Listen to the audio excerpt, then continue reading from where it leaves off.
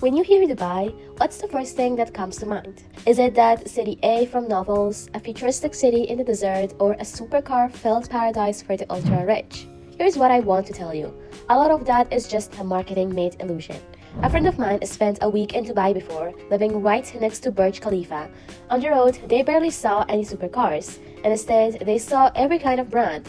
Japanese, Korean, American, German, and Chinese cars too. It felt like a huge mix. Old cars, new cars, refurbished cars everywhere. To really understand Dubai, you have to tear off the rich people only label. Dubai is basically a working city held up by expats. Real locals are only about 15%. Everyone else is workers from India, Pakistan, the Philippines, Europe, and China. The wealth gap here is huge. The people who spend money like crazy are a small group. Most are regular workers earning just a few thousand dirhams a month. And for them, what they need is a car that's affordable and practical. When you walk around Dubai, you'll notice Japanese cars are still the mainstream, economical, and durable. And there's another interesting thing. There are so many boxy SUVs. Jetour T2, GWM Tank, Toyota Land Cruiser, Rox 01, you see them everywhere. People here love the outdoors, desert camping, beach vacations, so the car needs to be tall enough, tough enough, and able to carry a lot. And locals care about face even more than people do back in China. A car is basically your face. Another big requirement is good heat insulation and strong air conditioning. Middle East summers go over 50 degrees Celsius. In a pure EV, if you blast the AC, the range can drop by half. And a lot of workers rent apartments and don't have a fixed home charger. So EVs here feel more like big toys. The hype has already passed. Early users tried them, then chose to go back to gas cars. Infrastructure takes time, after all. And in the UAE, buying an EV also doesn't come with government subsidies. People who can afford a toy costing several hundred thousands are still a small group. Tesla entered Dubai in 2017. Right now, monthly sales are only around 1,000 units, and it's mainly supported by the business B2B market. In Dubai, if you take Uber and choose an EV, 9 out of 10 are Tesla. Tesla's share of Dubai's pure EV market is around 40%. A more practical takeaway is this. Plug-in hybrids are quietly starting to rise. A lot of people assume gas is cheap in Dubai, so nobody cares about saving fuel. But actually, local fuel is around 2.65 dirham per liter, so it's not as cheap as people imagine. That's why a plug-in hybrid, something that can refuel and also run on electricity for short trips, becomes a smart answer for the climate and lifestyle here. So for EV, hybrid, or petrol, what would you keep today? I will choose BHEV because I want that kind of petrol and also at the same time the power. At the moment, because we are in the winter, I go to the desert and also traveling from city to city, which is more than 3.5 hours every week. I'm traveling literally every week. Total 750 kilometers because going 350 kilometers and come back then. For families doing daily commutes of over 100 kilometers, a plug-in hybrid can charge and save fuel is becoming the practical choice. You're seeing more and more BYD Song Class on the road. In 2025, hybrid penetration in the UAE is about 10%. Plug-in penetration is around 5%, and pure EV penetration is only about 3% to 5%. Now, Dubai's Jebel port is the biggest car transshipment port in the Middle East. Just last year, the UAE imported more than 400,000 cars from China alone. But across the whole UAE, total new car sales in a year are only 340,000. So where did the extra cars go? Like I mentioned earlier, the local population is small. You can't build a huge business just from locals buying cars. The core business here is wholesale and re-export.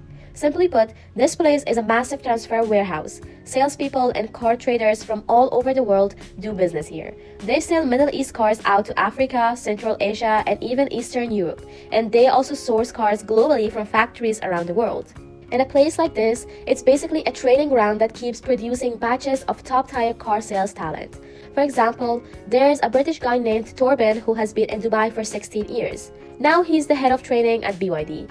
And honestly, he tells brand stories even better than salespeople in China. And once he explains Yang Wang, I feel like I can't even look up to it anymore. So Yang Wang, let's come to Yang Wang. What does Yang Wang mean, do you think? You're Chinese, you should know. Actually, I haven't been to China for many years. You haven't been I forgot Chinese. Ah, and it happens, correct? So you have many Arabic people, French people come to the UAE, Yeah. they don't speak as much in the same language. I understand this. So basically, Yang Wang. the vision, looking up and looking beyond. Wow. Going forward, we always want to be ahead of everybody else, and that is our vision. You look at the technology in the car, which we're going to come to in a minute, and I'll start explaining some of the technology. So here, you're not just doing business with Dubai people, you're doing business with half the world. Now, competition in Dubai's car market is intense. It's not only that a lot of Chinese brands have arrived, but also that there are parallel import China market cars. Dealers here know the prices of the same model in different regions, and that creates really sensitive price swings in the market. When locals buy a car, they'll literally pull out their phone and check the China domestic price. Jetour is growing fast in the UAE. For example, it's a small hit. The Jetour Shanghai T2 is only about 26,519,092 dirham, more expensive than in China. Locals feel that's pretty fair. And now, they've also launched the Jetour G700, pushing hard across the boxy SUV market from affordable to high-end. Jetour's pricing has been pretty restrained, with low markup. In comparison, BYD Denza B5 and Denza B8 were priced higher at first and only adjusted later. Now the Jetour G700 is better than Denza B8 in both size and interior, and the price is more competitive too. That puts real pressure on Fangcheng Bao. Parallel import China market cars can survive here for one simple reason: they are cheaper.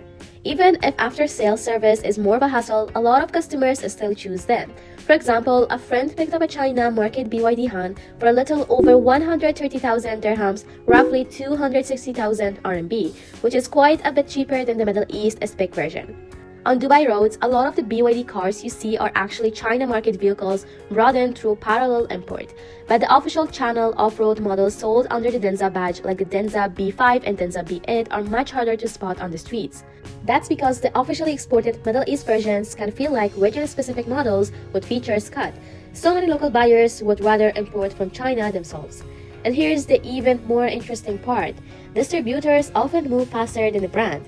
Last year, before those models officially entered Dubai, Al Futtaim, BYD's exclusive local distributor, imported a few hundred units from China on its own and sold them through its own channels.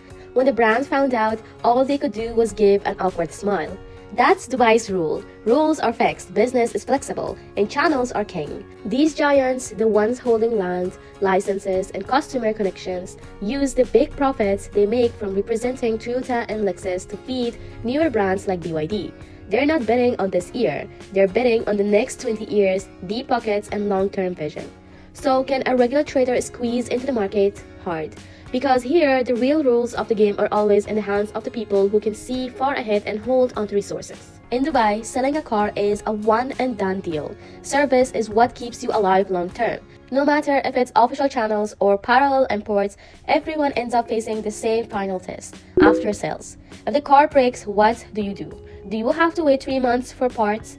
Smart players either go big like Jetour and spend money to promise extra long warranties. A big reason Jetour sells well and does well is after sales. They promise 3 years, 40,000 kilometers of free maintenance, plus a 10-year, 1 million kilometers warranty, which helps remove worry and ownership cost. Or they do what experienced parallel importers do: build their own repair network early and stock up on parts inventory.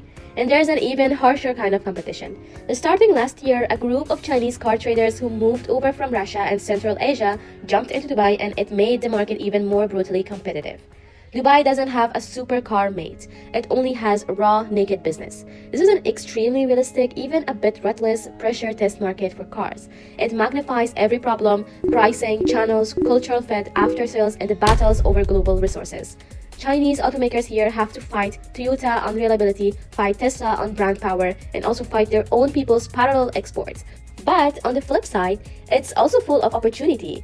High acceptance of new brands, a strong demand for differentiated products, and a hub position that can reach half the world. The truth about going global is never about charging in loudly. It's about crouching down and understanding the survival logic of each city. Dubai is like that, and so is the world. The world is flat, car flows keep turning, business connects through, and in Dubai's car bazaar, I saw the most real version of globalization.